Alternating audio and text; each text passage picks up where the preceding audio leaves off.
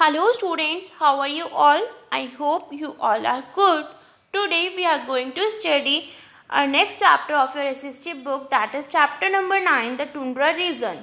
So this is your SST book. Now take out your SST book and open page number 53. Chapter number 9 is the Tundra region. Tundra region कौन सा होता है हमारा? Mainly polar region. Okay. In the polar region of the northern hemisphere, we came across an area of extreme cold.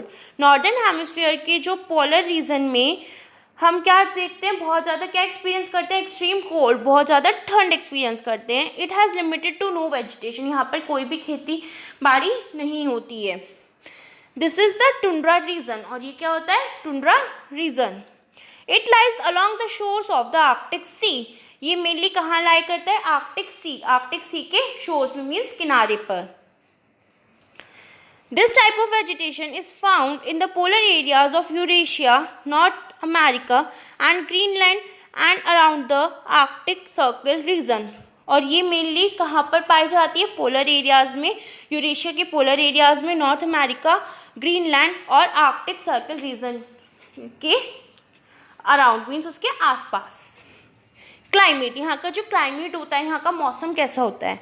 Since these regions receive only slanting rays of the sun, they experience a brief summer season and a long cold and dark winter season. जो यहाँ पर जो इन regions पे, इन इलाकों पे जो सन की raise होती है वो स्लैंटिंग वे में पड़ती है, मीन्स तिरछी जाके वहाँ पर फॉल होती हैं. इसीलिए यहाँ पर जो दिन होते हैं, जो गर्मियाँ होती है, समर सीजन होता है, वो बहुत शॉर्ट होता है, और जो हमारी विंटर्स होती हैं वो लॉन्ग होती हैं बहुत, और डार्क होती हैं. समर टेम्परेचर्स में rise to 12 degree Celsius while winter temperatures में drop to -40 degree Celsius. Summer temperatures में जो टेम्परेचर है वो 12 डिग्री सेल्सियस तक राइज होता है, उस 12 डिग्री सेल्सियस तक बढ़ता है, जबकि जो विंटर का जो टेम्परेचर होता है वो -40 डिग्री सेल्सियस तक पहुंच जाता है.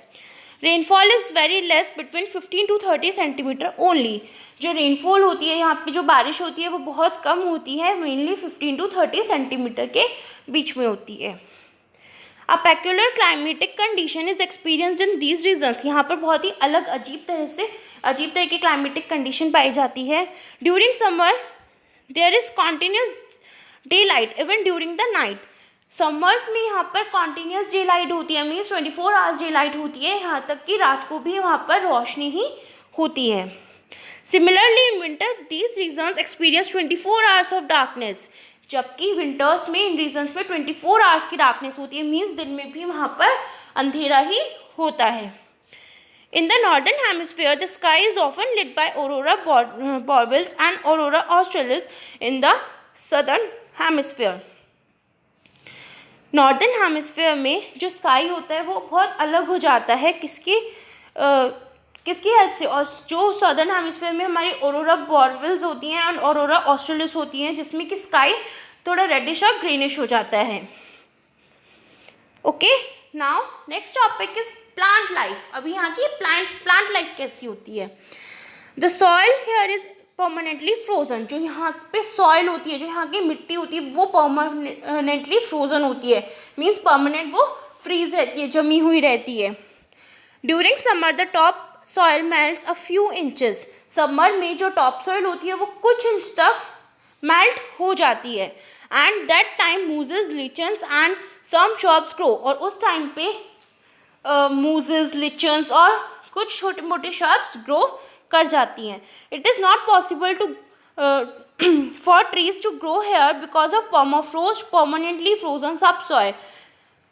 यहाँ पर ट्रीज उगाना पॉसिबल नहीं है, यहाँ पर ट्रीज ग्रो नहीं कर सकते हैं. क्यों नहीं कर सकते हैं, बिकॉज ऑफ परमाफ्रोस्ट, क्योंकि यहाँ पे जो सबसॉइल है यहाँ की वो परमानेंटली फ्रीज रहती है, जमी हुई रहती है, due to cold weather. Animal life. अभी यहाँ पे एनिमल लाइफ कैसी होती है. The animal found here have adapted themselves to the cold climate. यहाँ पर उसी तरह के एनिमल्स पाए जाते हैं जो कि कोल्ड क्लाइमेट में अपने आप सर्वाइव कर सकें. They have thick fur and a thick layer of fat to keep them warm. उनकी बहुत थिक फर होती है, मीन्स उनकी जो स्किन पर जो रुआ होता है, जो रेशे होते हैं वो बहुत थिक होते हैं, और जो उनकी स्किन होती है वो भी थिक होती है, जिससे कि वो अपने आप को वार्म रख सकते हैं। These animals spend the cold winter months sleeping in hibernation। और ये एनिमल्स अपने जो कोल्ड विंटर जो मंथ्स होते हैं, मीन्स जो ठंड का जो टाइम होता है, विंटर मंथ्स होते हैं, वहाँ वो मेनली हाइबरनेशन में ही गुजारते हैं। हाइबरनेशन मीन्स वो उस टाइम पे ज़्यादातर सोते ही रहते हैं। The reindeer, caribou, polar bear, fox, ermine and musk ox are some animals of the tundra region। Reindeer, caribou, polar bear, fox, ermine and musk ox यहाँ पर कुछ एनिमल्स इन टुंड्रा रीजन में पाए जाते हैं। Whales, seals, penguins and walruses are also found here। Now human life। अभी यहाँ की ह्यूमन लाइफ के बारे में हम पढ़ते हैं। Life is very harsh and difficult in these regions। यहाँ पर किसी का भी रहना, किसी भी ह्यूमन लाइफ का रहना बहुत ही मुश्किल है इन रीजन्स में। These regions are therefore very sparsely populated. और यहाँ पर बहुत ही कम पॉपुलेशन रहती है। The Eskimos live in the Arctic Canada. Eskimos एक तरह की ट्राइब्स की प्रजाति होती है जो कि आर्कटिक कनाडा में रहती है। In olden days the Eskimos lived in snow houses called igloos in winter and tents in summer. पुराने टाइम में जो ओल्डन डेज थे हमारे, उनमें एस्किमोज कहाँ पर रहते थे? स्नो हाउसेज में, जिनको क्या बोलते हैं? इग्लूज। और समर्स में वो टेंट्स में रहते थे। At present there are very few Eskimos as most of them have mixed with the other European settlers and lead more settled lives near the coast. आज के टाइम में बहुत कम एस्किमोज वहाँ पर पाए जाते हैं, क्योंकि बहुत सारे एस्किमोज यूरोपियन सेटलर्स थे उनके साथ मिक्स हो गए थे, और उनकी तरह ही एक सेटल्ड लाइफ कोस्ट के पास, मीन्स जो समुद्र किनारे वो वहाँ पर जीने लगे थे। They are now called as Inuits and live in wooden houses which are permanent. और उनको अब हम क्या बोलते हैं? उन एस्किमोज को इन्यूइट्स बोलते हैं, और वो अब वुडन हाउसेज में रहते हैं जो कि परमानेंट हाउसेज होते हैं। They live by hunting and fishing and have adopted modern means of transport. वो उनका जो मेन ऑक्यूपेशन था वो क्या था? मीन्स वो किस तरह से रहते थे? हंटिंग कर कर, शिकार कर कर और फिशिंग के थ्रू वो वहाँ पर सर्वाइव करते हैं, और मॉडर्न मीन्स ऑफ ट्रांसपोर्ट भी वो यूज़ करते हैं। Fishing has become a major industry. Fishing वहाँ का एक मेजर ऑक्यूपेशन है। Today motor boats are use and fish like cod, halibut, salmon and shrimps are caught, canned and exported. वहाँ पर बहुत सारे मोटर बोट्स यूज़ किए जाते हैं, और फिश जैसे कि code, halibut, salmon and shrimps, उनको वो पहले पकड़ते हैं, दैन उनको बंद करके वो एक्सपोर्ट करते हैं। Nuuk formerly Godthab the capital of Greenland. Nuuk कहाँ की कैपिटल है? ग्रीनलैंड की, जो कि एक मॉडर्न सिटी है। Many new settlements have come up and people live in permanent houses with electricity.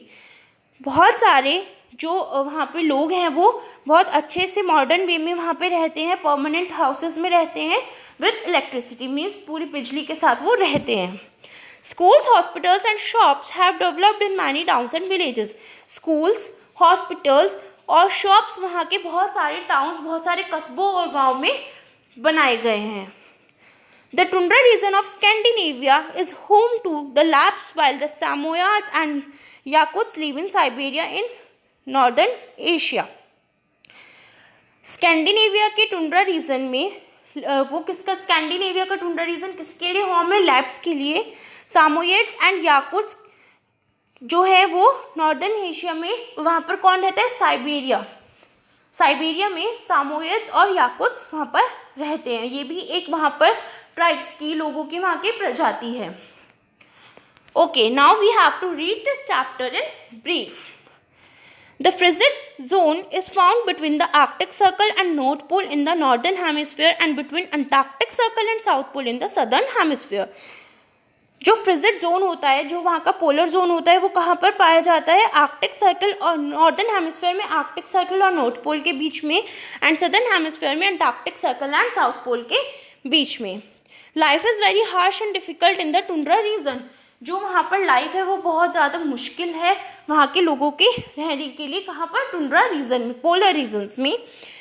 The Inuits today lead comfortable and settled lifes. अब जो इन्यूइट्स हैं जिनको हम पहले एस्किमोस बोलते थे, वो वहाँ पर कैसी लाइफ जीते हैं अब, सेटल्ड एंड जिसमें वो सर्वाइव कर सकें।